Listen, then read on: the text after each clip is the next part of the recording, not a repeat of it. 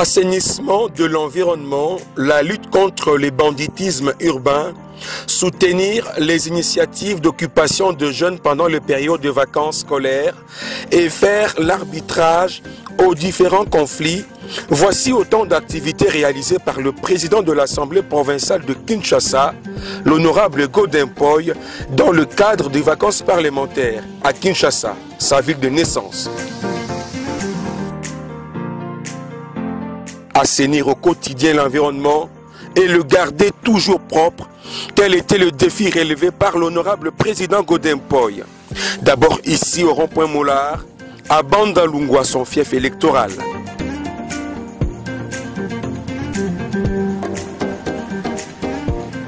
Aussitôt appris de l'existence d'une montagne des immondices dangereuse à la santé de la population, honorable Godin Mpoyi n'a aménagé aucun effort pour la faire disparaître.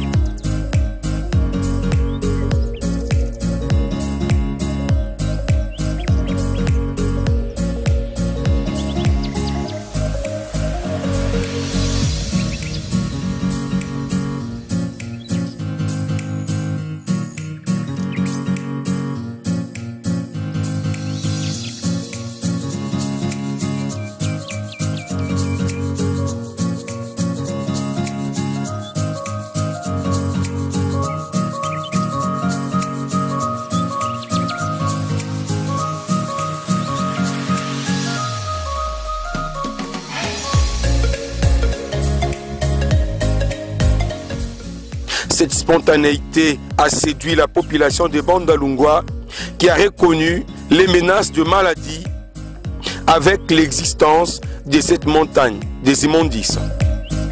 Parce que les gens qui ont quitté la guerre pour la Moussane, ça m'a fait mon andeng et bazo salé. D'ailleurs, tout ce pays m'a cassé pour tenir comme une milinga, na basolo, mais à quitté et Moussane, ça m'a bazo ça évacuation à minute. D'ailleurs, tout ce pays m'a cassé, à où menacé qu'on a fait, tout ce pays m'a cassé. Ils sont habitants, donc comme si on a kimia, tout le monde peut que kin est connu pour un label, n'engage à la kin label. Ma fille a battu belé. Ezali ya danger batu babeli batu bazokufa mpona bafulu oyo yango tokende koyebisa papa toleleli papa tomoni ke mokolo liboso toyebisi ye mama kolobi nango nde toyaki awa tolongoli fulu oyo tobandi mosala mbala moko bongo eza na mposa ya bato ya mayele kaka te eza mpe na mposa ya bato ya malamu bato oyo baza na bolingo ya bato topesi longoni ya makasi na Pasteur Godin Mpoyi eli na biso ya Bandalungwa mokonzi ya ville ya Kinshasa otala ba art ye azala na soka ye mbala moko na musala tosepeli makasi tosepeli mingi fulo toumeli nango mingi banda batika yango oyo na lelo oyo papa kanisi mpona kolongola yango donc tosepeli na papa Godin vraiment pasteur na biso tongo asolola ane bien tovandi 6 mois ezalaki awa ezalaki pena ngomba pena awa vi ayaki kaka lobi tala bazo evaki yango da lelo tout ezo vide tovanda vi aza mwana bandal vie na biso to confirmer pena ke oui vie atika biso te azaka na biso toujours kaka na bandal ozo mwana baya ya kutu oza ba volontaire bango mo bazo poussa ngo na kati kuna wana ba volontaire bazo poussa ngo na kati kuna po tracteur oya ememango bakar mususu ezoya to sepeli pena na vie coup de chapeau ya Oumela Pasteur Godin Mpoyi l'homme qu'il fallait. Pareil à la rivière Makelele où la population est exposée aux inondations après chaque pluie. Une couche des immondices a rendu difficile le passage de l'eau de la rivière qui débordait après chaque pluie. Aussitôt saisi par les notables du quartier Makelele, l'honorable président de l'Assemblée provinciale de Kinshasa, Godin Mpoyi, est personnellement descendu sur place pour faire une prospection et initier des travaux de curage de la rivière de deux côtés du quartier Kanluka et Sikine.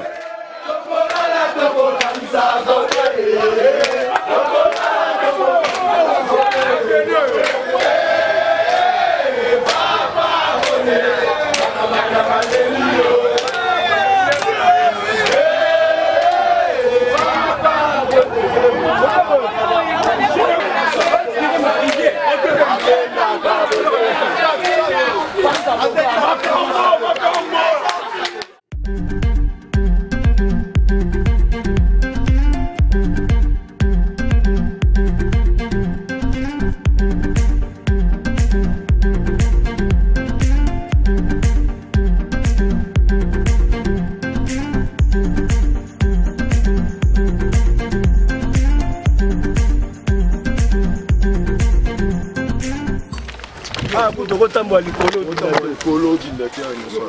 Mais c'est profond. Oui, c'est profond. Alors, tel qu'il y en a là-bas, si nous ne faisons rien, quand il va pleuvoir, les eaux vont envahir les habitants. Donc, nous devons mettre à faire l'éclairage. Nous devons faire l'éclairage d'ici. Donc, on doit évacuer tout ça.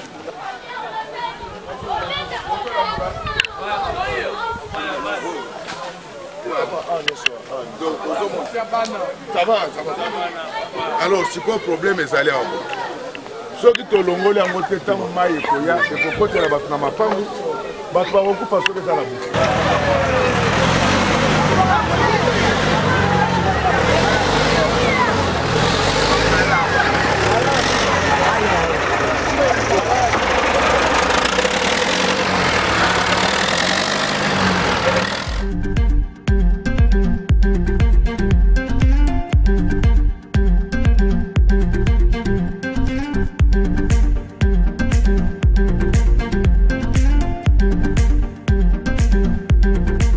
Kinga balobi makelele etondi mpona biso bana banda toyebi ete na bane 90 bato bakufa mingi na makelele awa mpona nini parceke mbula ebetaki na butu ekutaki makelele yaki ya kotonda soki totiki boye bana na biso bamama na biso bapapa na biso bakoko na biso bakokufa nde ntina toyaki tobanda deja kosala curage ya makelele donc kobanda Kasavu Bokino tina côté à la pharmacie kwa mai eleka etika esika soki mbula ye bato bakufate kama inondation ya 1990 bato bakufaki ebele c'est ainsi que tozwaki nde wana biso banotable ya quartier na biso ya makelele na bamosusu bazali awa te po tomona mokonzi asala de sorte que babiloko wana elongwa. Dieu merci, le message est passé. Sur le terrain, vraiment, tout commissaire là dans Malamoko. Ngomba no zomona wana, ils les colo ya mai. Ils les colo ya makelele. Donc lelo na zo bisayo, oh toza na kata bandal, mais je peux traverser awati, kuna kitambo, na otambo la colo ya mai. Donc na on kata colo ya mai. Donc kitambo na bandalungwa ekomi lokwa commune moko. Mai ya makelele eza na kati ya. Mayo bato nyonso bayebi bato akufa awa bambula na bambula mais maintenant ekomi compliqué parce que eloko boye soki mbula moko ebeti environnement nyonso moni bato baza awa baozala inondé bato bakokufa dimanche oyo komona nani président Poi Godin Poi toyebisi mbala moko dimanche mais lundi mardi atindi délégation emoko akiti sur le terrain.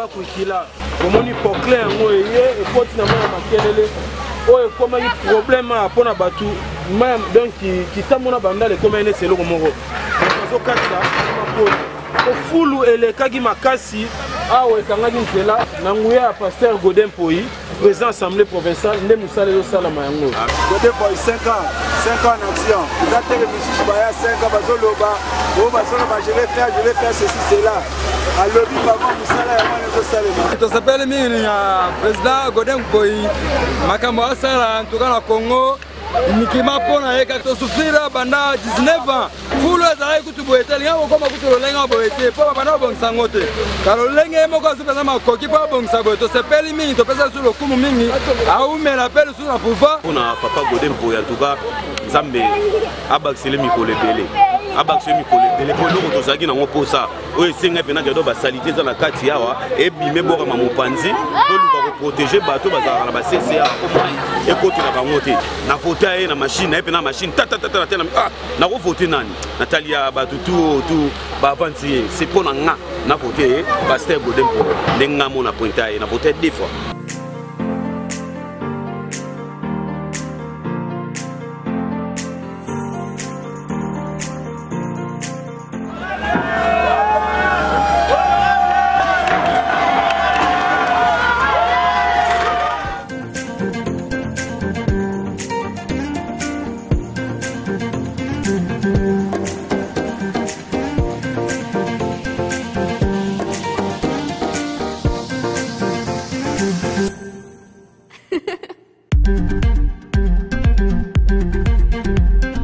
Il y a le montagne là-bas, ce montagne. Bando nous dégoûte mal les hommes de part et d'autre. Montagne et les gars. D'abord, il faut commencer par vous remercier. Parce qu'il y avait un goulot d'étranglement ici. Il fallait vraiment ce coup de pioche.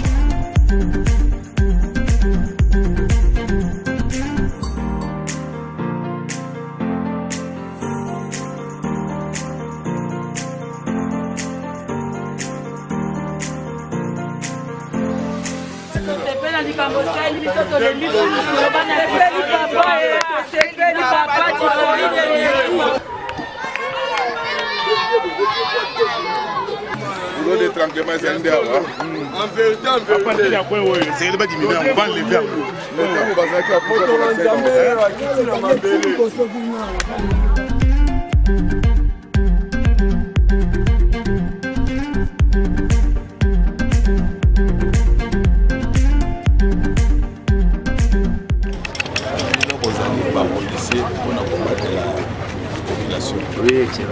ntango boza kotika bato babwaka matiti wana mbula soki ebeti bato bakokufa soki boyebi lisasa te botuna ava basala mpo ya londa bulu bato bakufa ebele awa likolo ya mai alors boveye nazotika nimero na ngai awa soki bolingi bokontinue na mosala na bino boveye bato babwaka susu biloko na kati na mai te totie bapoint basite ya bapoubele ebele totia awa bato babwakaka kuna soki botali malamu ata soki boza moto ya mabe okomona ete tozali kolongola donc bato batya lisusu biloko na ebale te ekoya kokomela biso bato awa soki nazoyebisa bino mpe maverite ngai na mwana soda bosala so comprendre na mwana soda bosala donc soki kaka nayoki ke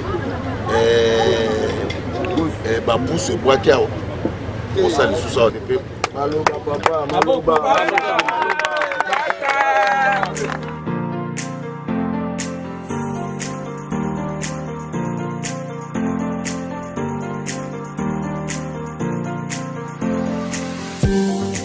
naza na esengo parce que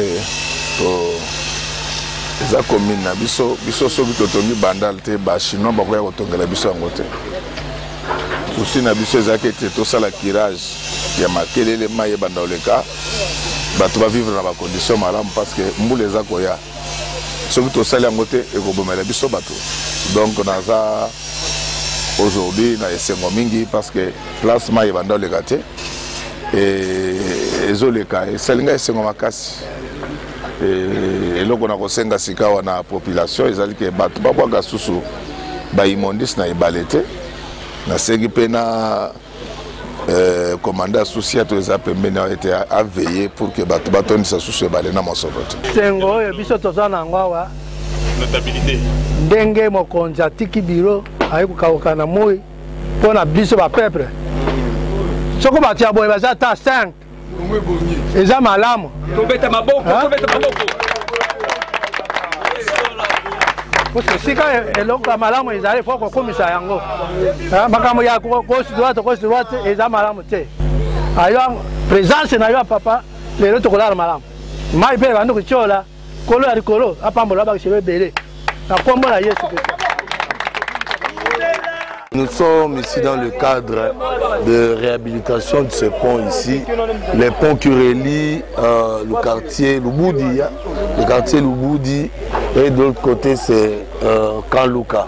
C'est juste tout près de l'église ACK. Et nous sommes venus, on a constaté que le pont a perdu de profondeur. Maintenant, il y a l'eau et les déchets de tronçons d'arbres qui viennent se coincer sur le pont. Et les habitants des environs ici, à chaque fois qu'il y a la pluie, il y a une très grande inondation.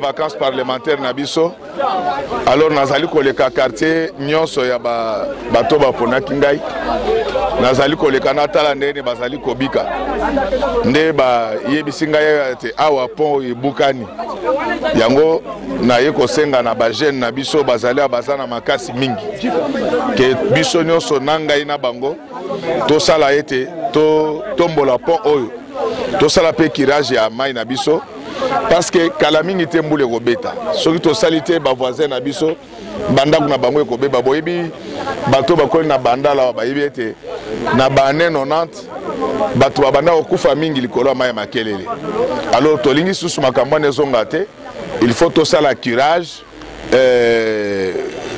rivière efungwama mpe tokosenga na bagene na biso baveye bondima te moto aya kobwaka mosoto na ye na kati na ebale yango nde ezali koboma biso moto oyo azali na mosoto na ye batie na pusu décharge ezali kote yango botie soki botali malamu bomoni deke botie toyaka kolongola donc tokobanda kolongolaka ekoomela lisusu mingi te.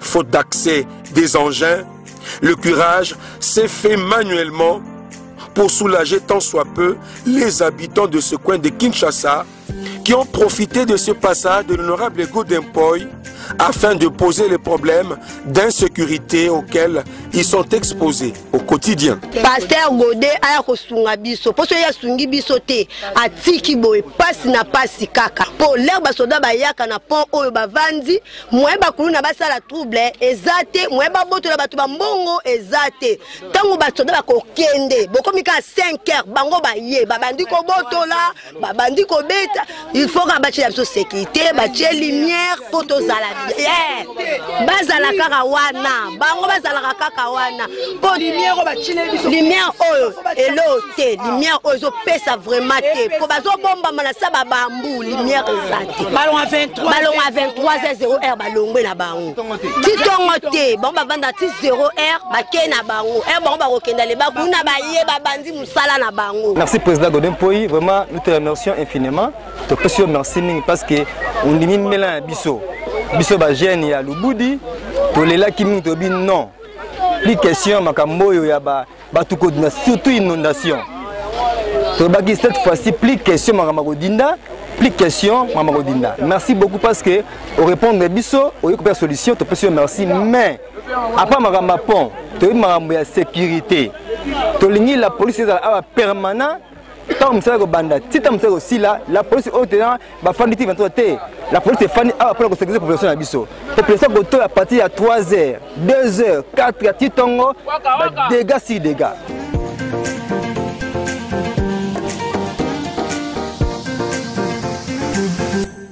Autres travaux d'assainissement de grande envergure, c'est ceux initiés par l'honorable Godin Mpoy ici au terrain municipal de Bandalungwa. Comme vous le constatez en image, ce terrain devenu méconnaissable ressemble aujourd'hui à un champ de manioc depuis l'arrêt de travaux de sa réhabilitation. Grâce à l'implication de l'honorable Godin Mpoy qui a loué sur fonds propres les engins pour couper les arbres qui ont poussé sur l'aire des jeux.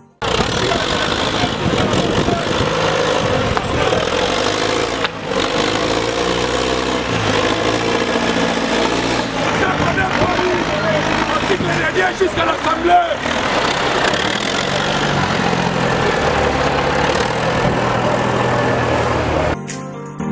Godin Mpoy, qui a rappelé l'importance de ce terrain pour la jeunesse de Bandalungwa, a promis de plaider pour la reprise de travaux de réhabilitation jusqu'à son finissage. Toi, en vacances parlementaires, il faut que le cateau ngengisa bandal nabiso. Toyaki lelo parce que terrain nabiso yo.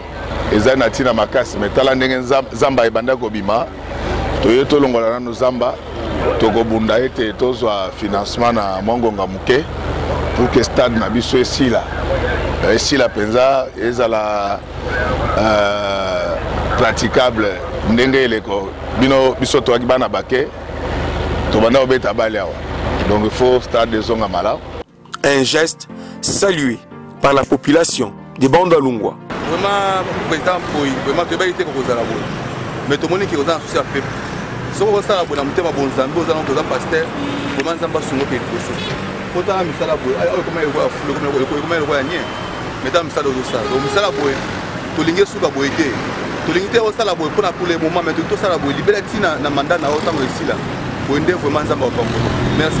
Pour ça, le monde a mis ça. Tu vas la bandelle, tu vas aller mon le bandelle, tu as notre président dans le au salut Moussala n'a eu fallu ça. En tout cas, merci à vous. Moussala Boye, dans un moment bas qui est là, Okoba, Tala Bandal n'a eu commis. N'a vu que le rôle ça va accepter. C'est un Mickey, on a Bandal, au Sala, mon papa, bravo. La lutte contre le banditisme urbain était également le cheval de bataille de l'honorable Godin Mpoy durant les périodes de vacances parlementaires. Godin Mpoy était à Bandal, Bisengo et Makelele, deux quartiers chauds où le banditisme urbain se portait bien. Ici, il a réconcilié les Koulouna de deux quartiers en présence du bourgmestre de la commune et de quelques parents associés à cet échange basé sur la sensibilisation contre le banditisme urbain et la conscientisation de la jeunesse sur le civisme. Godin Mpoy a plaidé sur la rééducation et l'encadrement de la jeunesse à travers la formation dans un centre approprié qui est l'INPP au profit de ces jeunes Koulouna qui ont prêté serment contre le banditisme urbain devant Godin Mpoy. Congo ya quartier du Serment Mobima, groupe na biso Congo yango 300 soldats. To jire na misu ya bakonzi nyonso. To jire na misu ya bakonzi nyonso, Mama Major azali papa bourgmestre des assemblées. Aucun jour boyo kasusu machette des ordres na quartier na biso pe na commune ya Bandalungwa.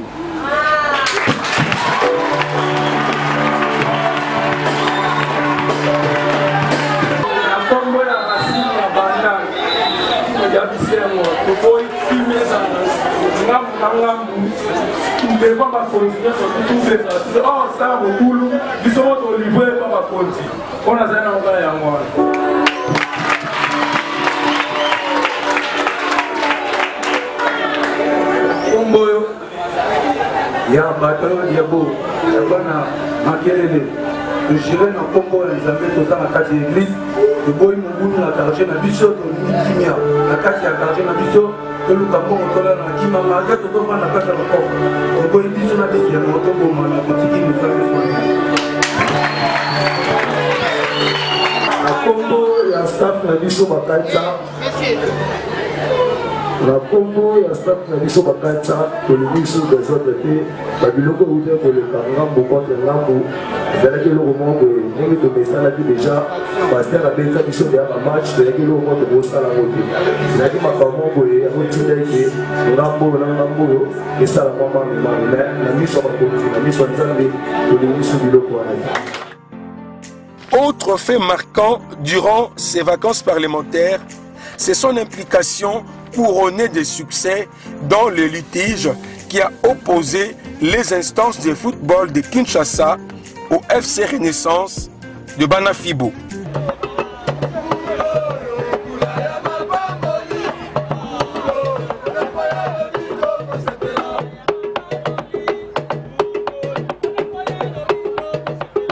Saisi par les supporters du FC Renaissance, choqués par la suspension de leur club de la Linafoot et sa relégation aux compétitions inférieures, Godin Poya prit à bras le corps l'équipe chère à l'évêque Pascal Mukuna et menait un plaidoyer payant au niveau des instances sportives qui ont accepté de retirer la suspension contre le club le plus populaire de la capitale.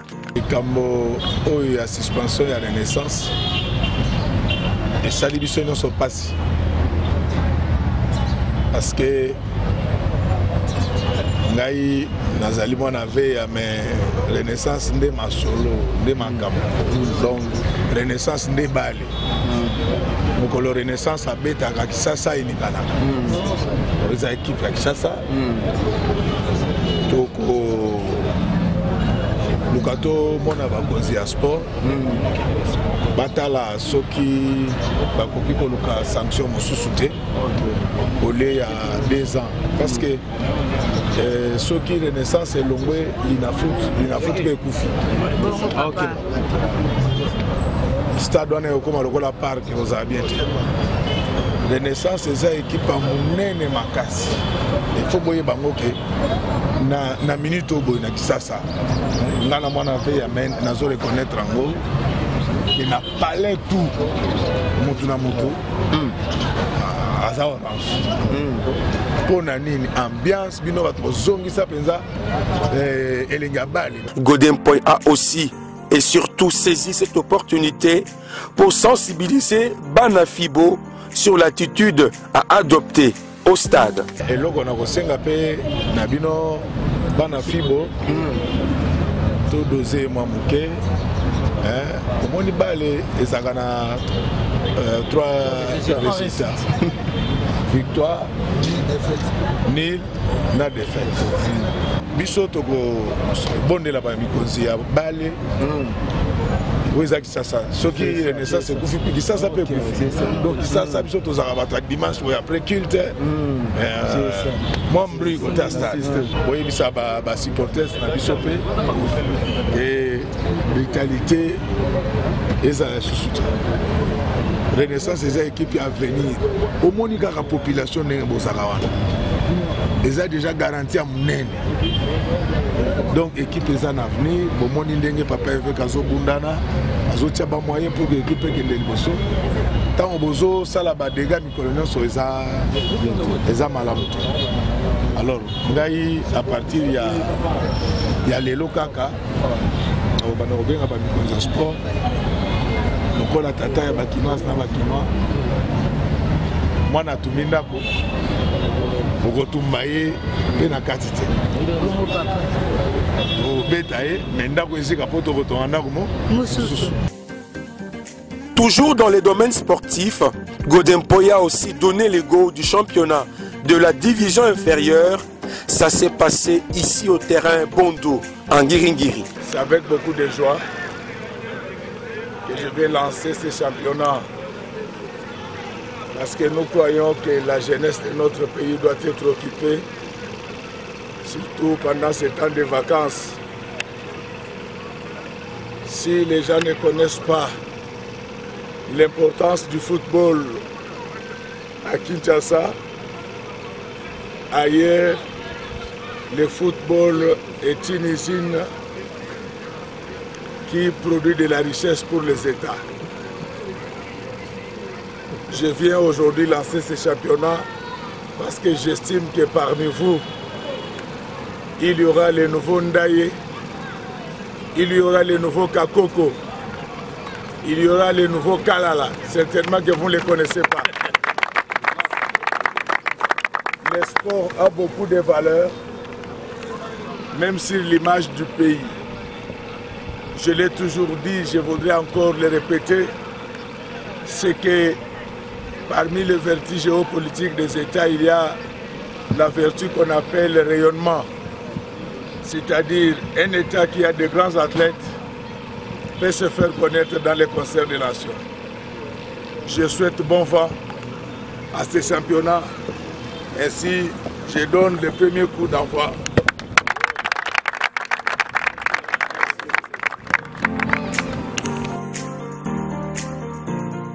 À ceci, il faut également noter plusieurs actions posées en faveur de la population de Kinshasa et la contribution intellectuelle du président de l'Assemblée provinciale de Kinshasa, le professeur Godin Poy, dans plusieurs forums organisés à Kinshasa.